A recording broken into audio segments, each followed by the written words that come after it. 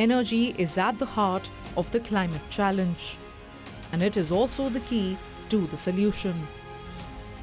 About 80% of the global population lives in countries that are net importers of fossil fuels. But do you know that renewable energy sources are available in all countries and their potential is yet to be fully harnessed? Accelerating the transition to clean energy is the pathway to a healthy, livable planet today and for generations to come.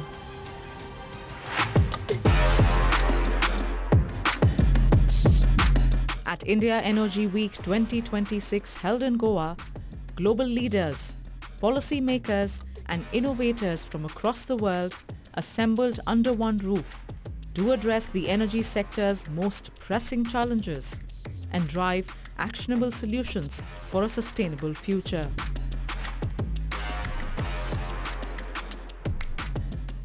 Hello and welcome to this special show on the 4th edition of India Energy Week here in Goa with me, Dharamjot Kaur.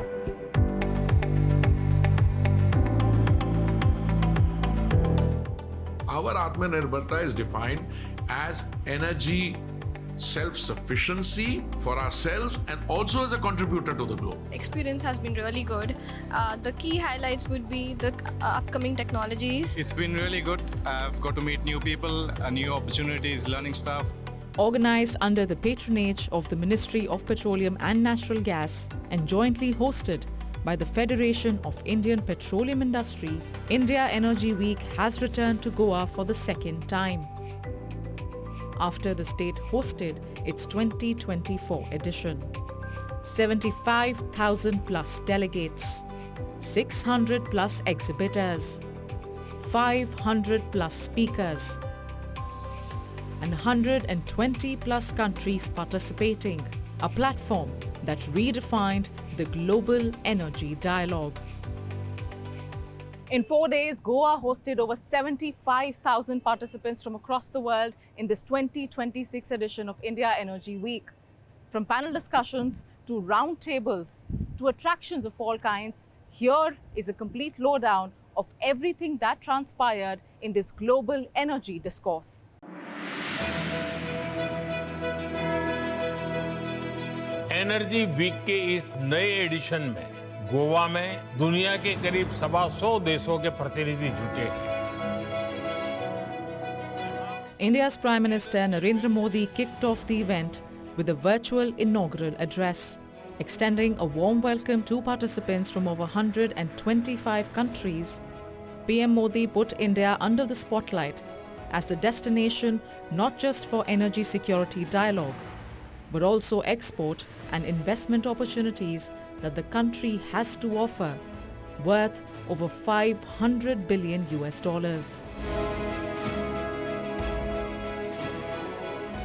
साथियों, हमारा energy sector हमारी aspirations के केंद्र में है। इसमें $500 billion की investment opportunities है। इसलिए मेरा आह्वान है, make in India, innovate in India, scale with India, invest in India. The opening remarks concluded with a direct message to global collaborators and investors. Make in India, innovate in India, scale with India, and invest in India.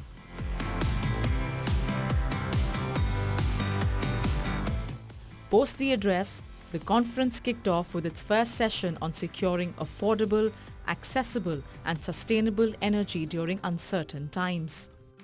India's Union Minister for Petroleum and Natural Gas, Hardeep Singh Puri, was joined by Canada's Energy Minister and other sector experts to discuss where global energy markets are headed during volatile times and the way forward in reinforcing inclusive energy security. Ladies and gentlemen, I believe that this year's theme, energizing growth, securing economies and enriching lives, is both appropriate and timely.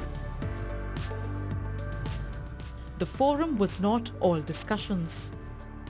Beyond strategic talks, the venue was buzzing with several activities. 4 exhibition halls hosted hundreds of participating organizations, from private giants to government initiatives to smaller startups looking to join the energy conversation. The common factor connecting different stakeholders is positioning India as the next exploration hub in clean and sustainable energy.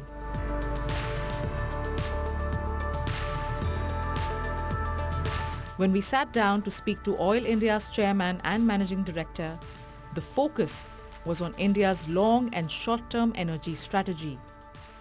Between traditional and new age energy alternatives, the goal, experts say, is not to replace one with the other, but to expand on energy supply in totality.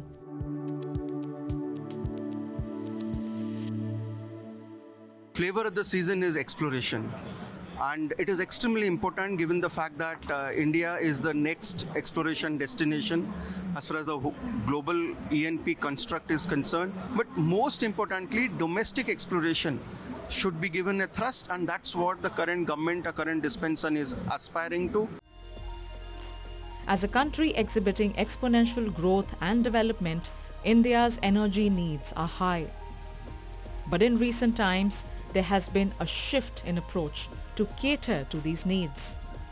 For domestic stakeholders, diversifying into alternative energy methods domestically is the way ahead, while also seeking new and expansive collaborations internationally. Carbon sequestration is an initiative. Zero flaring and converting them, an initiative called underground storage of natural gas. The repurposing of the abundant wells, which was drilled up to a depth of 4,000 to 5,000 meters, is an opportunity for geothermal energy. So all that is actually working out as part of our alternative energy portfolio.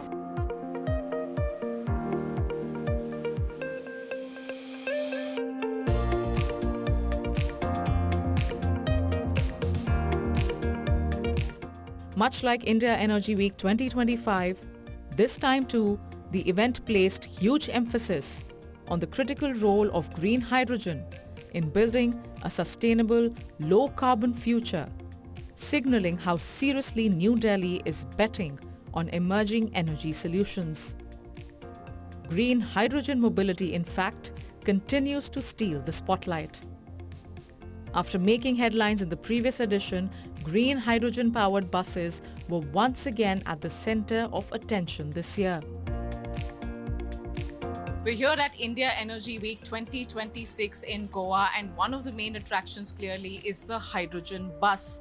Now, it looks like an ordinary bus, but this is one of the projects that India is considering for the near future in terms of using greener and more sustainable energy. The question is, can it? To what extent can it be deployed? India, as we know, is a very diverse country. It's a country with a massive population and different kinds of geography as well. Can a hydrogen bus be distributed and deployed across the country in the near future? We are trying to show is that these are the possible applications of these newer forms of energy.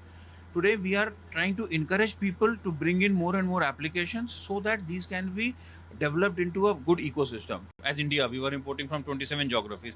Now we are importing from 41 geographies. So we have spread out our reach out. So that is one aspect of energy security. The other aspect is converting ourselves or changing ourselves the portion of gas in the total energy basket. That also will de-risk my energy sources. The third aspect is greener forms of energy, is the newer forms of energy, bioenergy. That is a homegrown energy. I don't have to depend on any of the other aspects of it. This time, another innovation grabbed eyeballs at the forum. On display right next to the hydrogen bus was this prototype. A clean energy hydrogen drone designed keeping in mind India's agriculture sector.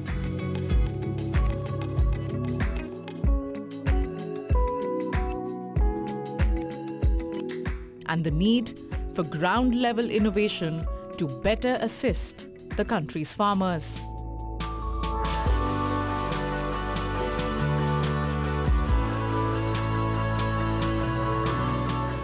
This prototype, created by a startup with the support of Indian Oil, currently has the ability to fly for 1 hour with a 10 kg payload limit. The goal, stakeholders say, is to increase the prototype's endurance not just in terms of weight, but also flight duration. I wanted to talk to you about, you mentioned how this is going to really help the farmers, and we've seen in our country how agriculture is one of the biggest employment sectors for us. But it's also very expensive in terms of how much farmers can afford. I know in terms of tractors, taking loans, how does this drone technology make it affordable for the farmers of the country to practice agriculture in a more effective manner? It is extremely effective and very cost effective and very cheap for the farmer. Because what happens in villages or in the rural area, one person take the tractor. Once he take the tractor, he do his farming plus he said get it on rent to other people. In the same way in drone, what they will do their job and they will do job for others. So now just imagine the farmer spend 150 liters on 1 acre. With drone it is only 10 liters. It takes 4 hours, drone takes only 5 minutes. Agriculture drones are at a critical development stage for several reasons. The most important one being reduction in input cost. But the question is, to what extent can it help India's farmers? After all, it is no secret that farmers across different states in the country struggle with debt due to rising costs of production, which are compounded by weather anomalies. Close to 70% of India's population is employed in the agrarian sector, directly or indirectly. The introduction of agriculture drones can potentially change this dynamic, especially when deployed in a cooperative style setup by a group of farmers.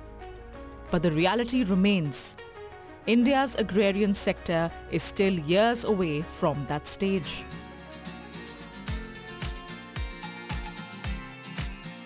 Innovation cannot happen in silos.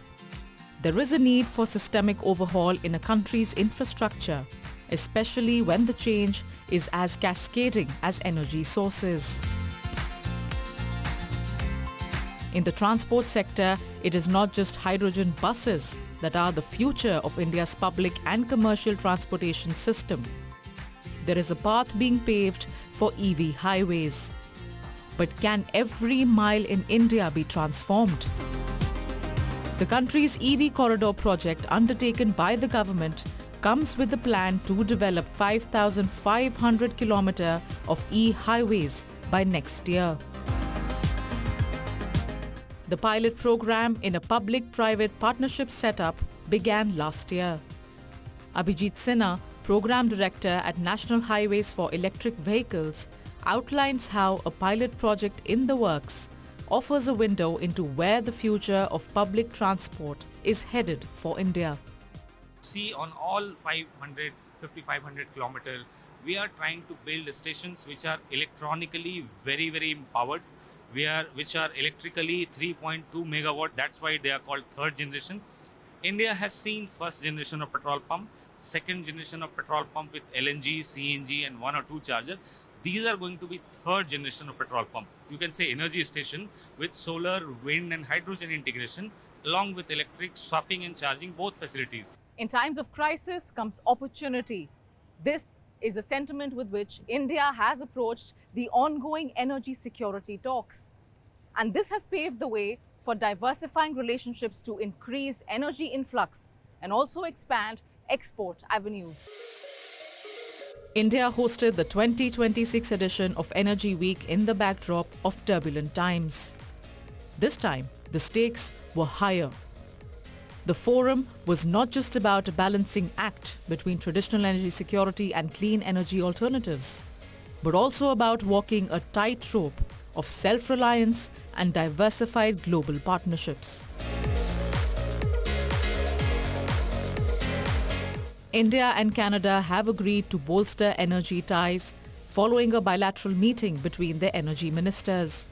The agreement marks a renewed push to deepen bilateral engagement in areas such as oil, gas, clean energy, and long-term investments between the two countries.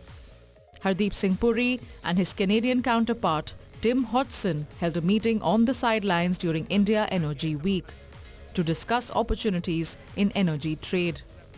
Both ministers also launched the India-Canada Ministerial Dialogue. In the last few weeks, I've done 3 meetings with the Canadian. And the third one is the Minister Hodgson yesterday. And you know what he said? He said in one country, he was referring to his southern neighbor, if they have 8 years of reserves on crude, I've got 100 years. Well, we welcome that. We welcome, look, today, ma'am, more and more energy is coming on the global market, and India has diversified its sources of supply. We used to buy from 27, we are buying from 41 now. And in the times to come, India becomes also a major influencing consumer, producer, and exporter. So you're in it in all that. From Canada's perspective, a trade relationship with India is equally important, as it seeks to pivot away from relying heavily on the US. For the Alberta province, talks at India Energy Week set the tone for expanding its pipeline capacity. The reality is that security of supply and energy is on top of mind of most nations. It certainly is for Canada, and it certainly is for India. So we're really here to, deepen the bonds of friendship between the two countries. Alberta has always had a very deep friendship with India. We have a trade relationship with India as well. But the conversations we're having right now are around LPG and LNG, and we are building additional egress for heavy oil to the West Coast. So there's lots of interest here for Alberta product, for Canadian energy. And part of the challenge is when we talk about Canadian energy, 97% of it comes from Alberta. We are number 4 in reserves for oil and number 9 for natural gas. And what I'm finding is that a lot of people don't know that. So to have these conversations, to really understand knowledge exchange and where we can partner and collaborate has been really, really eye-opening. Beyond new collaborations, old partnerships were also under the spotlight at India Energy Week 2026. The host country held high-level discussions with several Arab nations in attendance, especially Oman and the UAE. And as I look around, the sheer size of this event reflects the simple fact that India increasingly sits at the center of global energy growth. The big focus was on expanding cooperation in hydrocarbons, renewable energy, and critical minerals. The conversation also extended to multilateral coordination. Top leaders from the Global Biofuel Alliance and delegates from member countries also participated in this 4-day event. 19 countries and 12 international bodies are part of this multilateral bloc. Energy independence and, of course, multilateralism, in my opinion, they go hand in hand. So if you are responsible enough to be self-dependent, then you become a very responsible partner in multilateralism. Multilateralism is about partnerships. So if you're able to the more independent you are, the more energy sovereignty you're able to govern, then you're able to provide that kind of support to multilateralism. And I see that India and certain other countries around the world that you see are able to successfully do this both and bring this mix together. So the more energy independent I am, I've got the model to showcase to, for instance, the small island states, or as a developing nation giant that India is, by being able to provide this kind of modeling, that by becoming more self-reliant, I'm able to then showcase this model to other developing nations or underdeveloped nations or to the small island states. We first recognize the winning startups of Avinya, the energy startup. Innovation remains at the core of India Energy Week. Following last year's success, Avinya 2026, the Energy Startup Challenge and Vasudha 3.0 returned with global participation, alongside a hackathon challenge focusing on AI-driven exploration, energy efficiency, and circular economy solutions. Another highlight of the day was the winners in the field of clean energy who were given FIPI annual awards.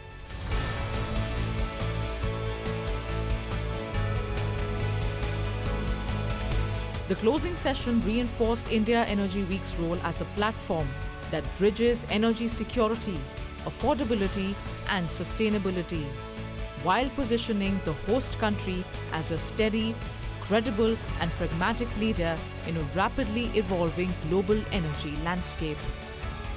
India will continue to occupy center stage in the global discourse, and I think we're very well equipped both in terms of ensuring availability, affordability, of course it depends, but so far we've insulated our consumer from, thing.